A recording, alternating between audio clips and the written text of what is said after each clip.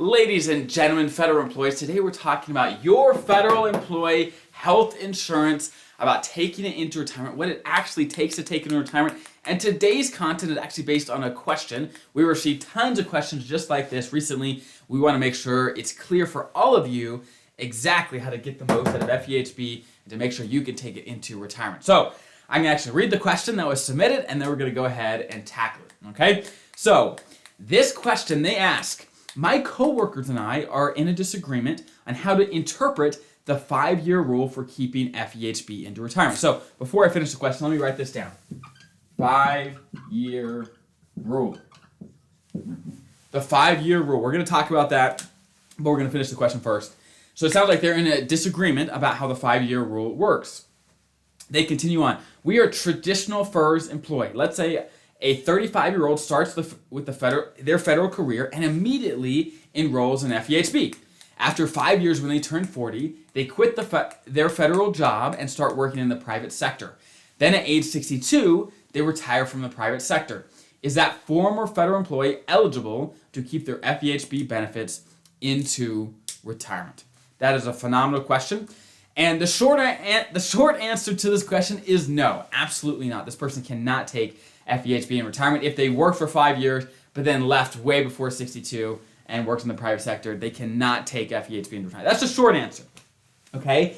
The long answer is while this employee did have FEHB for 5 years before they left the government, so they actually did hit this requirement. They had the 5-year rule covered for FEHB, but they didn't have all the requirements necessary to keep FEHB into retirement. So let me clarify what is exactly needed to take your FEHB into retirement. There are 2 requirements. Number 1, let's start with the 5-year rule. You do have to be covered under FEHB for the 5 consecutive years before you retire, okay? Now, again, if you have a gap in service, that's okay. So for example, let's say you do 10 years with the government, okay? Right here. Let's say you do 10 years, and then you go take another job and you work, let's say, 7 years out in the private sector. Let's say you return to the government and work another 10 years, okay? Or whatever. Well, let's actually make this 3 years, okay? Just to keep the example nice and easy and simple. If you come back for work for the government for 3 years and you did 10 over here, 7 with the private sector in the middle, and then you retire right here, what the 5-year rule says is as long as you're covered under FEHB for the 5 years before retirement, that you could be covered. So as long as you had FEHB here and the last 2 years of your federal career here before you left, they're not going to look at time when you're gone, okay? So in this example, in the question, the person had FEHB for the 5 years before they left the government, which is great, so they actually did qualify for this 5-year rule, okay? However, they didn't qualify for the next rule, which we're about to talk about. Now, before we do, one question that comes up all the time for this 5-year rule is, what if my spouse is a federal employee as well, and I'm covered under their FEHB plan? Does that count? Does that cover my 5-year rule if I'm covered under their plan?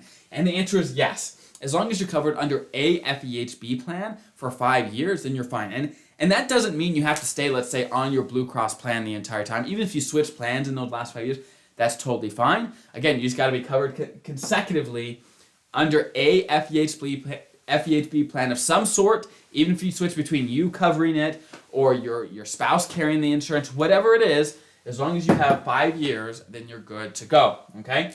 So there's that. Now, the last requirement to keep your FEHB into retirement, again, the first one is the 5-year rule.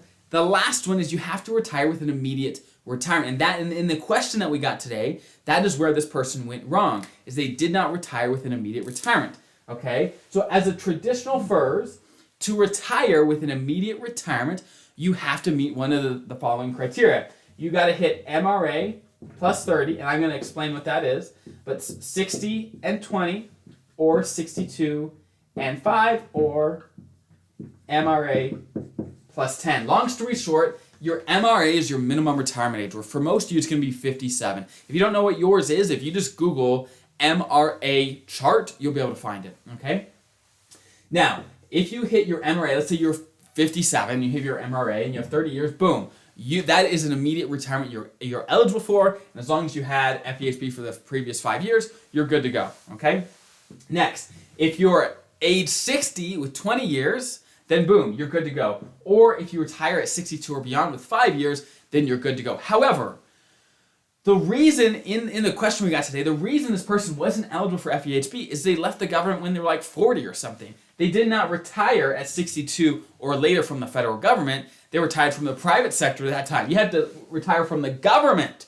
The government at one of these criteria to be able to have a quote-unquote immediate retirement. And as long as you had FEHB for the 5 years before, then you're good to go. Now, the last one here is MRA plus 10 retirement.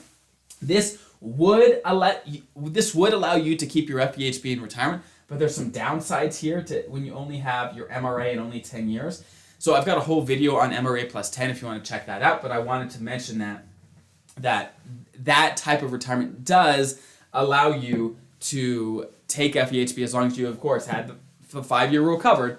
Then this would allow you to take your FEHB into retirement as well, okay? Now, if you are a special provisions employee, you know the retirement rules are a little different. For you, it is 50 and 20 or 25. So that means if you hit age 50 with at least 20 years or 25 years at any age, then you're good. Now, again, these only apply to special provisions, meaning firefighters, air traffic controllers, law enforcement. You know who you are, right? You have special retirement rules which allow you to retire earlier. And so as long as you hit one of these and you have FEHB for the 5 years before, the 5-year rule covered, then you're good to go, okay? So long story short, the person in this question, they did not hit one of these, okay? They had 5 years of service and they had the 5-year rule covered, but they weren't old enough. They weren't old enough. If they had been 62 and they left the federal government, then boom, they would have been able to have FEHB into retirement, okay? Now, that's the scoop. That's the question we got today, and that's the answer. If you have questions yourself, again, there's a link below, and you can ask us anything to do with federal retirement and benefits and all the good stuff we talk about in all our videos. We want to see your questions, and we use those questions to find the great topics that you guys are interested in for future content, okay? Have a great rest of your day. I'll see you guys next time.